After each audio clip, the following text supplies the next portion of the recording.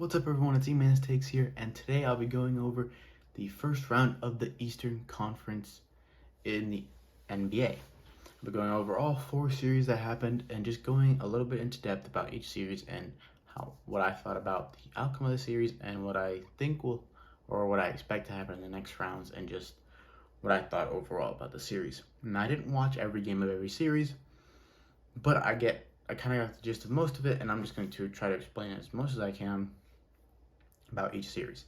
Now, first off, let's get the easy one out the way. The Philadelphia 76ers cleaned house with the Nets. I mean, they 4-0'd them. There were the last two games, the Nets did have a chance to win either one of them. I was disappointed that he couldn't when they had good starts and they were winning going into the fourth, I think, in one of them. Maybe two, maybe both of them. But they were going into the fourth. They were going into the fourth with a lead. Now, obviously, the Philadelphia 76ers just ended up having more talent and more experience and just ended up taking over Joel Embiid, James Harden. Tyrese Maxey played a big role, and he's becoming that star that they want him to be. He's scoring points and getting them winning these games.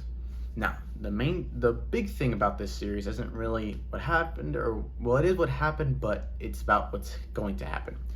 Now, Joel Embiid was not able to play in the last game.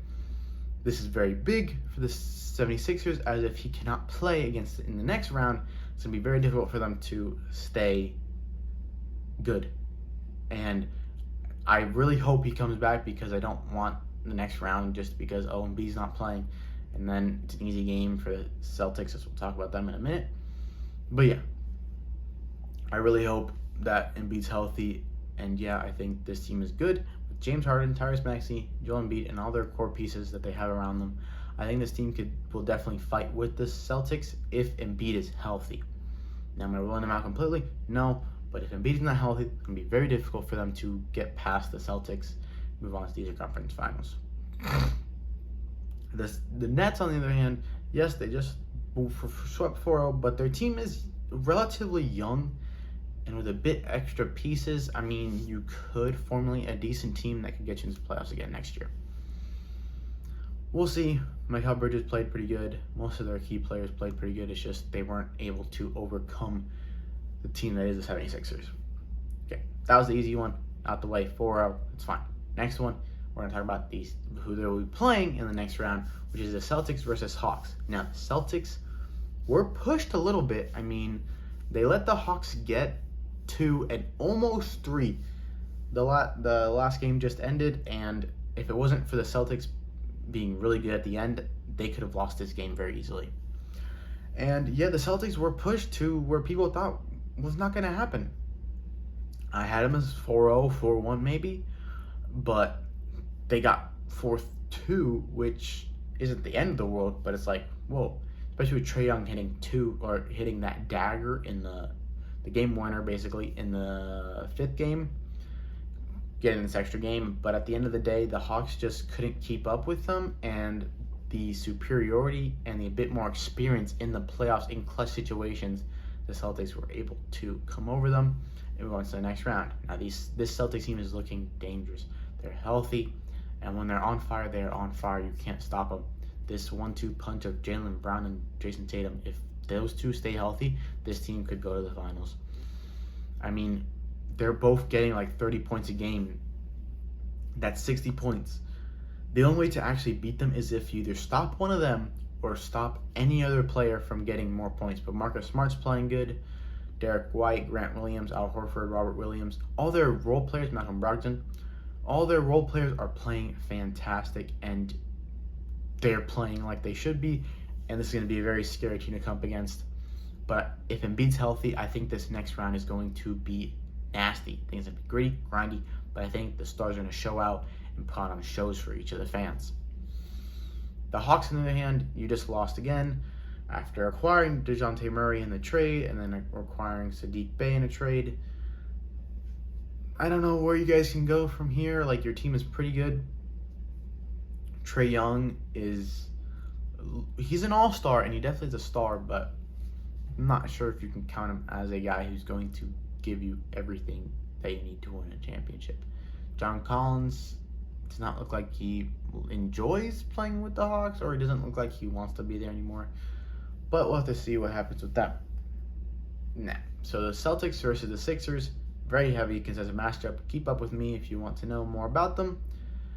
And yeah, now here comes the next two series, which were the shockers. First, we'll talk about the Knicks and the Cavs. Now, you told me the Knicks win this series. I was like, okay, respect to you. You think who you think. I think who I think. I thought the Cavs were going to win. But I thought it was going to be in 7. So if you said the Knicks win in 7, I'd be like, okay, that's fine. Game 7, anything can happen. One team does well, and that's it.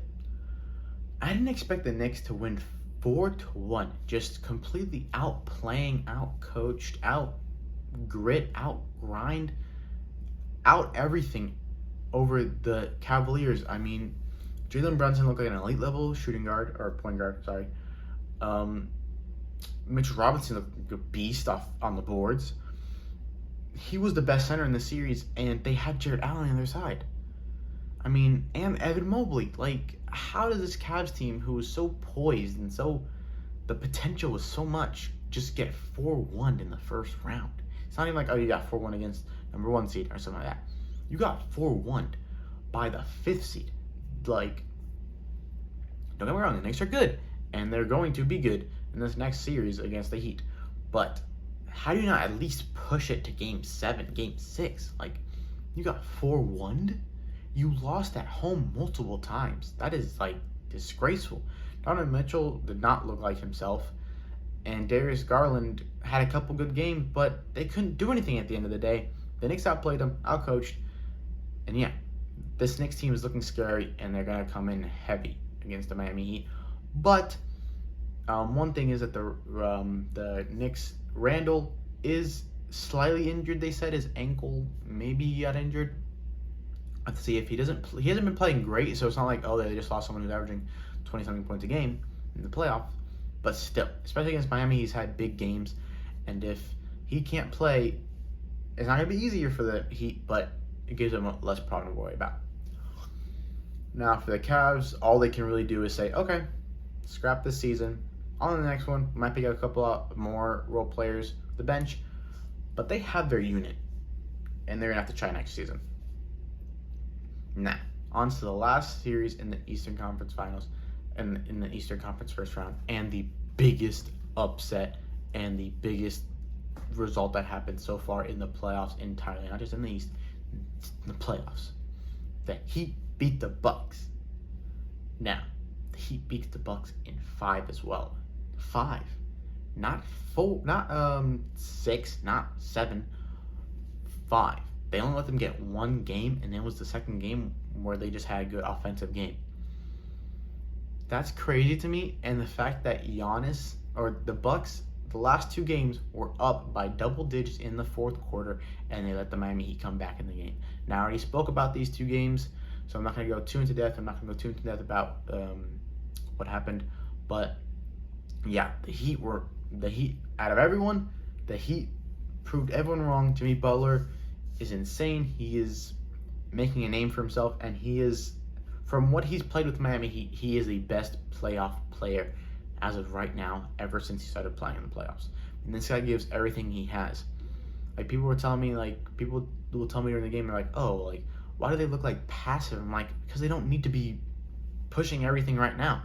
They let the Bucks think, okay, we got a lead, and then they just completely went off the tracks. And Butler, then the Heat, bam, thank you, triple-double. And they let them come back. And they came back, and they won both those games. Circus shot from Butler, amazing. And I don't care what anyone says about fouls, because 3 Heat players were fouled out in that last game. So, yeah. And, yeah, this is going to be I am ecstatic as a Heat fan to see that. And we just knocked out the number 1 seed. Vegas' number 1 pick to win the NBA championship, and the Miami Heat knocked them off. As I said, I already talked about this, and I already talked about their next round with the Knicks, but this next round is going to be grit and grind. I can see this going to 7. Like, obviously, that's what I said about the last one, and the Knicks and Cavs, so this could easily go 4-0, 4-1, but I think this could go to 6 or 7. I'm going to say the Heat win, but obviously the Knicks mathematically the 4th overall pick, when the 4th seeded, no, it's the 5th seeded, 8th seeded, you'd think the 5th seeded win. But we just beat the best team in the league. So, what does that say to you? Let's figure this out. But anyways, this is going to be a grit and grind series. There's going to be battling. I just hope that no one gets injured, because I know these teams are going to go back and forth throwing blows. The one thing that he need to do is stop Mitchell Robinson from getting so many rebounds and getting out rebounded and getting outscored too quickly. The Knicks, what they need to do if they want to beat the Heat is stop Jimmy Butler. That's pretty much it. But yeah, that was the Eastern Conference first round, and the results and what I think about the next series and the series just happened. And as always, my name's E-Man. That was my take. Let me know yours in the comments below, and please don't forget to like and subscribe.